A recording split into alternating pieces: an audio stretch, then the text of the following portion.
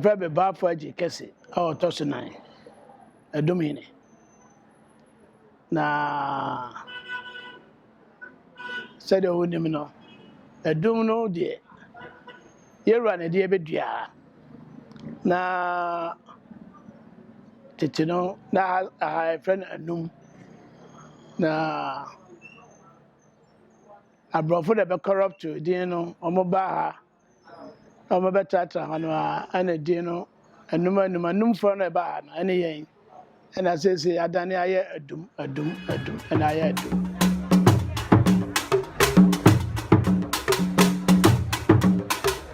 Adumfoɔ yɛfiri akwam ne baeɛ na deɛ ɛkyɛ ne sɛ time a obiri yɛbo a ɛfiri mu no na yɛwura abɛdi akwam a nananom wɔhwɛ no ama n'aba aha no aba abɛdi Kwamahene na abɛdi obiri yɛbo adeɛ eti tete no saa time no na ɛkwan mu ɛnna hɔ saa sɛ wobɛtumi afiri akwam no ho a sɛ woba ha wabra wo ne security biara na yɛwɔ fa ansa sɛsɛku a ɔyɛ akwam hene ɔno na agya yɛwura ɔpromise yɛwura sɛ ɔma ne mma saa ba na ɔnni protection enti yɛwura yii me Anum Asamoah ɛne ne entourage ɛna yɛdi yɛwura akyi ɛne kɔkɔɔ ɛna yɛnyina ɛba Kumasi na ɛbaeɛ no nka yɛsan yɛkyi akɔ ɛna yɛwura se dabi kɔkɔɔ kɔmvisi yɛwura kɔkɔɔ no yɛ kɔfa nɔkye kɔmvisi yɛwura sɛ oni security biara na ogyae me yɛkɔ a wɔn na ɛbɛ protect no na kyerɛ sɛ ɛyɛ important sɛ yɛka ha na yɛbɔ ne ho ban na de dwumadi a ɔbɛdi no ɛkɔ so ma yɛ kama eti ɛma yɛka ha ma yɛwura ɛde mema santehema sɛ santehema ahwɛ yɛ so na ɔma yɛ aduane ni sɛ saa tam na Anumfoɔ no na ɔmɔpɛ aduane yie nti aduane die mu ne ade no abɔ so yɛ ma yɛne ka ha nti sɛ Adum hene one of dwumadi a medie yɛ sɛ n'ahema ɛne adehye no nyinaa no me na mehwɛ ɔmo so a kyerɛ sɛ biribi si wɔ manhyia a aha ne ɛbɛyɛ amanneɛ nyinaa nsa na yɛasa dan yɛne akɔ manhyia nti na mohu me n'ahema a wɔda a mesɔre a mekɔhwɛ sɛ dɛ mmaa me ho steɛ na bɔne biara ɛnni hɔ nom na kyerɛ sɛ ansa na makɔbɛwura hɔ nom akɔ akɔso me saa wɔ ɔhene hɔ na ɔhene hɔ no a mewɔ no yɛwura de Adumfoɔ no ma akwam hene a ɛyɛ asafo hene asafo ɛne Adum ka bɔ mu a na ɛyɛ akwam na yɛne yɛfiri akwam no ɛna ɛba bɛsoɛ asafo hene yɛwura meɛ ɔde me ma me nua asafo hene sɛ ɔne yɛ ntena na ntima yɛkɔka asafo nwoma ne yɛ akwamfokuo nti me dwumadie baako so wɔ akwam sɛ akwam hene ni hɔ a me na mewɔ na mmom meyɛ fokutire wɔ Adum ase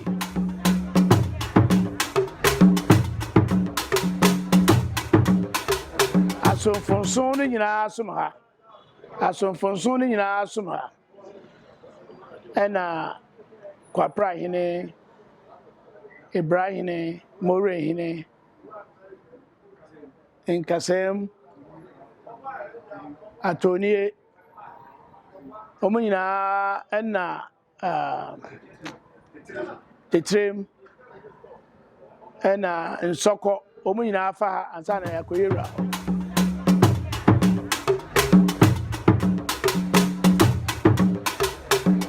abrafoɔ no deɛ ɔmo dwumadie paa sɛ yɛbɔ asanteman ho ban yɛyɛ pɛn so a yɛbaa no na security biara ni baabiara ka yɛn ho yɛn ne yɛhwɛ yɛwura ansa na Daroma Asante ka bom enti no abrafo mo fifi ba bia o medu Kumasi ade a na je so mo sika na abehemase enti abrafo hene ne me mini twama hene betwa ye musa Kenya si abrafo no na omo Kenya si abrafo no omo wo boaya ase ye ne edi omo kodua o se de omo bawen bema Kenya si hene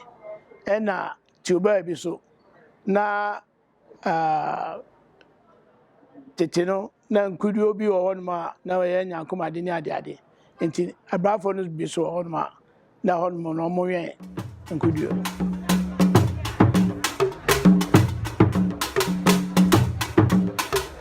ye Adum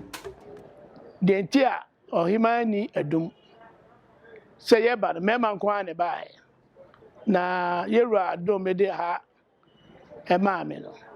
ana mebusa yewura se na nadaroma se daachi miniwa awana ebedima de ana yewura de akonya ne che bia nkasa se sebi me babe ma me wo no ona bedima de na ase no ntina Adum ase de be ma bia ndia na mum the subordinate towns ni other towns ni de baby a omo tama dencha kono eto ya omo nyina fifi dencha ni nkronkro omo ba beso ye no omo ba no omo didi ani mobile ma no ana ka omo no a omo mobile no omo ase for ne di sa nkronkro no akonya omo ba penyini a omo no so bobo ya nkonya no ase omo ba beso no ya baby omo fifi ba no ana osa Asante de ade ase no efa no ye ma enti no omo no ba e no omo ase ena ma omo so ema panyifo ka ho no omo didi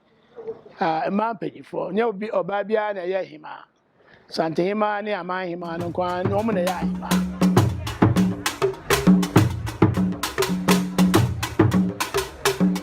otufa brain ponfo etitia titi no mo se nkratoa ebe aduosonson na e waduma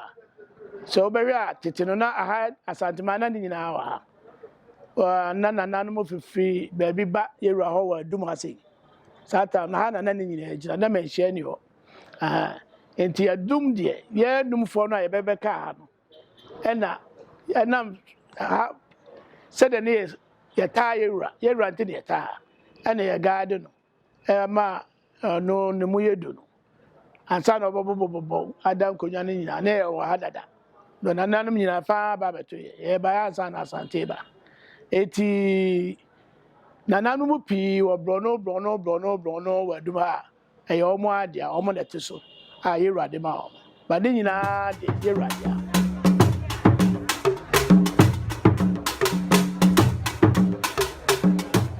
Ghana ha sebi ase ye ni fin etra ema ne ye ezo nya sa na ye nananum de titi no na ko ba bia nananum even though hoye enfutu ekwan ni enfutu fie titi investment kra ni efie wo be koso ni aprapra o nyina kama ye di ehun ni yen san ko back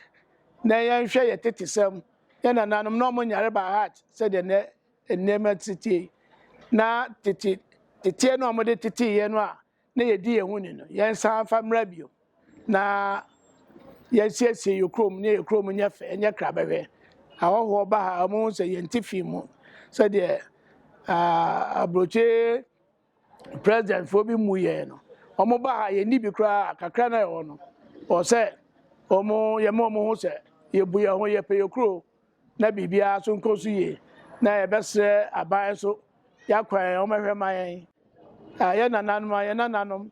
omo ana sisi ya dan Ghana infrastructure de se fa buildings na de ye try ye kakra ti aban so di ni hia ma na ye kama na ye nananom so omo ko school no kamera ye fi ba ko yewura ade edana kuma so pa kese any education entimisramo yewura ba bi otina